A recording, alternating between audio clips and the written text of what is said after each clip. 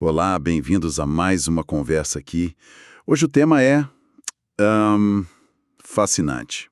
A gente vai mergulhar fundo numa das histórias mais intensas da Bíblia, focada numa figura quase cinematográfica, o profeta Elias. Com certeza. E o cenário aqui é fundamental.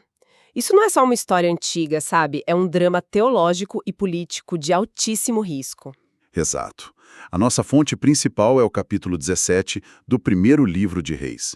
E a gente está usando também alguns comentários de Bíblias de estudo para ajudar a entender o contexto, né? E que contexto! A narrativa já começa no meio de um conflito gigantesco.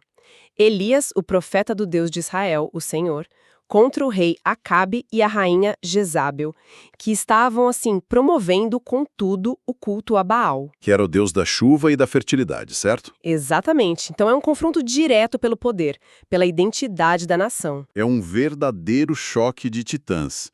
E a nossa missão aqui é explorar como esse confronto se desenrola em 3 episódios dramáticos da vida de Elias. Primeiro, a sobrevivência dele no isolamento, depois um encontro milagroso com uma viúva e, por fim, um momento de vida ou morte com o filho dela. É uma jornada e tanto. Bom, vamos lá então. A história já começa com o pé na porta. Elias simplesmente aparece na frente do rei Acabe e solta uma bomba. Uma bomba mesmo. Ele diz: "Pelo nome do Senhor, o Deus de Israel, a quem sirvo, eu juro, não vai cair nem orvalho nem chuva nos próximos anos, a não ser que eu diga." E some. Que entrada, né? É espetacular. Chegar na frente do rei e basicamente desligar a chuva. Isso significava uma declaração de guerra total. E não só teológica. Como assim? Pensa bem, a economia, a sobrevivência, tudo naquela região dependia da chuva. Acabe e Jezabel estavam empurrando Baal como a religião oficial, e Baal era supostamente o deus que controlava o tempo, que trazia fertilidade. Ah, claro. Então, quando Elias chega e diz em nome do meu Deus a chuva vai parar, ele está dizendo o Deus de vocês é uma farsa, o poder real está com o Senhor. É um ataque direto à base de poder do reino. Uma audácia incrível. Depois de um desafio desses, a gente esperaria o próximo grande passo, mas a ordem de Deus para Elias é o oposto, né? É tipo, some do mapa. Exatamente. A ordem é: vá para o leste e se esconda perto do riacho de Querite. Ele passa de agitador público a fugitivo no deserto. E é aí que a coisa fica fascinante. A sobrevivência dele não depende de seguidores ou de uma rede de apoio. Ele bebe água do riacho. E a comida? A comida é trazida por corvos, pão e carne, de manhã e de noite. Espera aí. Então, depois de confrontar o rei, o plano de Deus é mandar pássaros fazerem delivery? Isso soa quase como um conto de fadas. Qual é o significado por trás de uma escolha tão estranha como corvos? A escolha não é nada aleatória. É uma provocação teológica. Na lei judaica, os corvos eram considerados animais impuros, sabe? Eles comiam carcaças, eram o oposto do que seria considerado sagrado ou limpo. Entendi. Então, Deus usar justamente essas criaturas para alimentar seu profeta é uma mensagem muito, muito poderosa. É como se Deus estivesse dizendo: minha provisão não está presa às suas regras de pureza. Eu uso quem eu quero, até o que vocês consideram impuro, para cuidar dos meus. E isso deve ter sido um choque para o próprio Elias também, não? Ele, como profeta, tendo que aceitar a comida de um animal que a lei dele considerava impuro.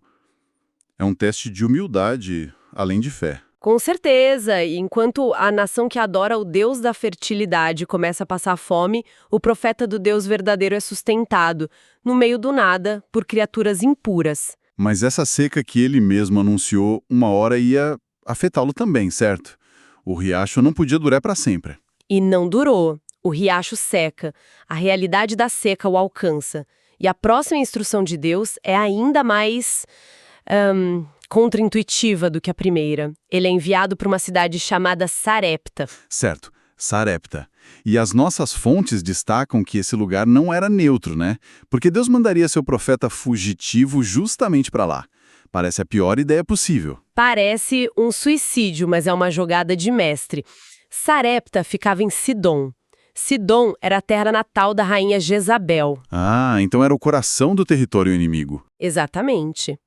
O Centro Mundial do Culto ao Baal, ao enviar Elias para lá, Deus está fazendo uma demonstração de poder espetacular.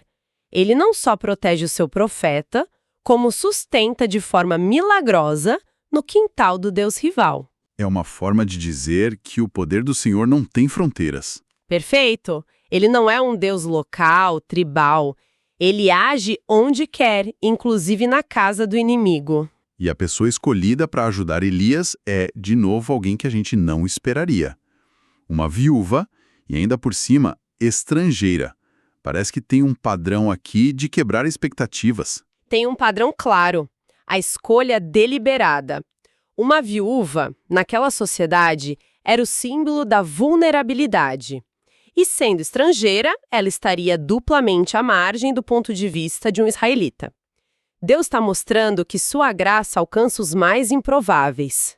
E o encontro deles é de uma tensão absurda. Absurda. É de partir o coração. Elias chega e a encontra catando lenha. Ele pede água, o que já é ousado. E aí ele ainda aumenta a aposta. E me traz um pedaço de pão também. E a resposta dela é devastadora. Ela diz que não tem pão, só um punhado de farinha no fundo de um pote e umas gotas de azeite. Ela estava catando lenha para fazer a última refeição da vida dela e do filho. Ela já tinha aceitado a morte. E é nesse cenário de desespero absoluto que o pedido de Elias se torna um teste de fé brutal.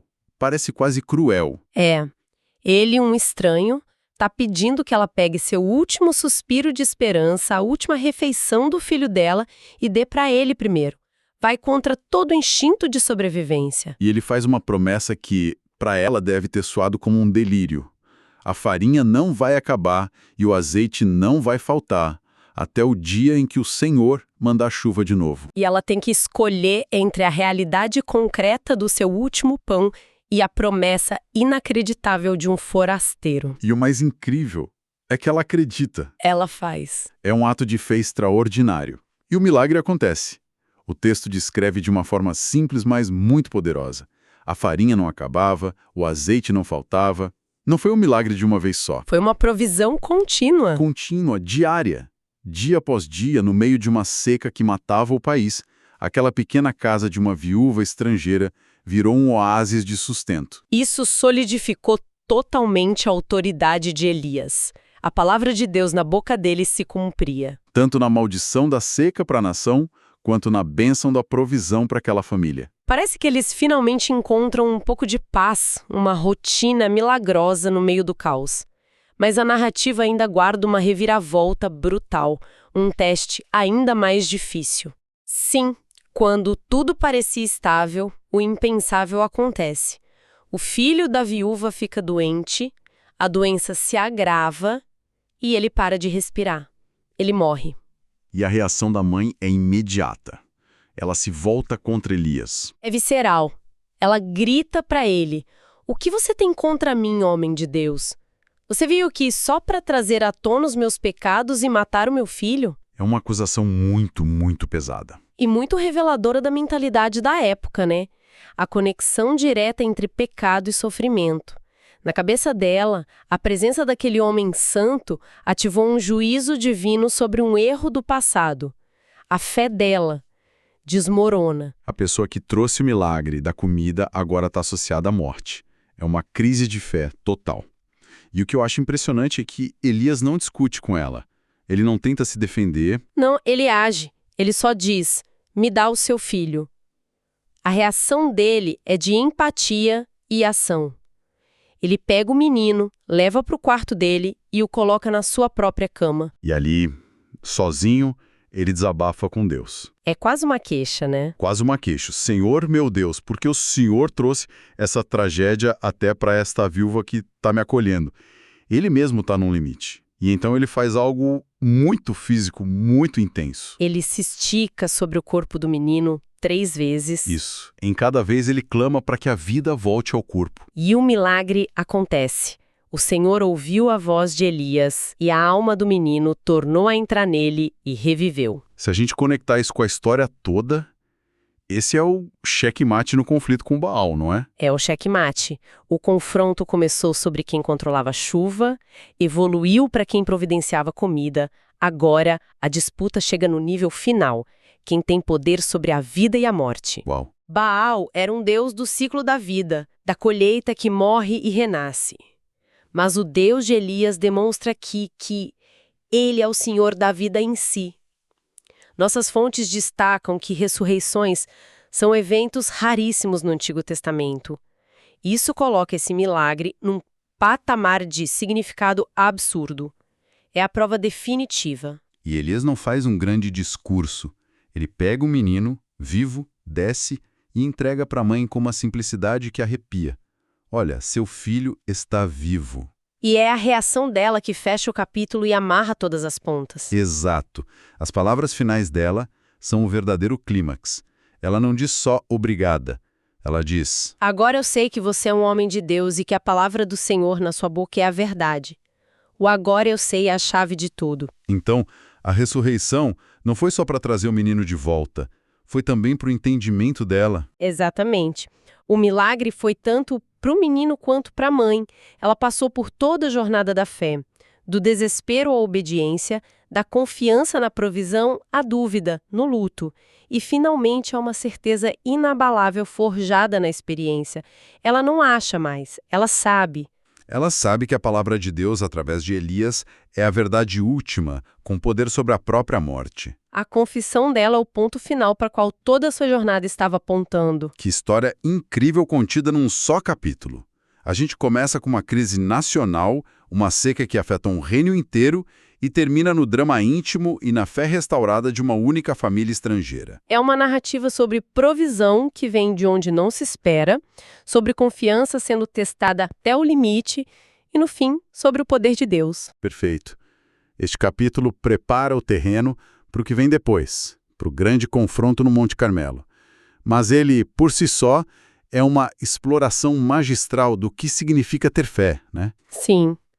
Mostra que a fé não é uma decisão única, um evento estático. É um processo, uma caminhada testada pela fome, pelo medo, pela dor e pelo luto. E para a gente terminar, fica um pensamento para reflexão.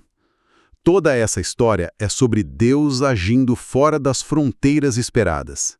Ele usa corvos impuros, sustenta seu profeta no território inimigo e demonstra uma misericórdia redentora a uma viúva não israelita.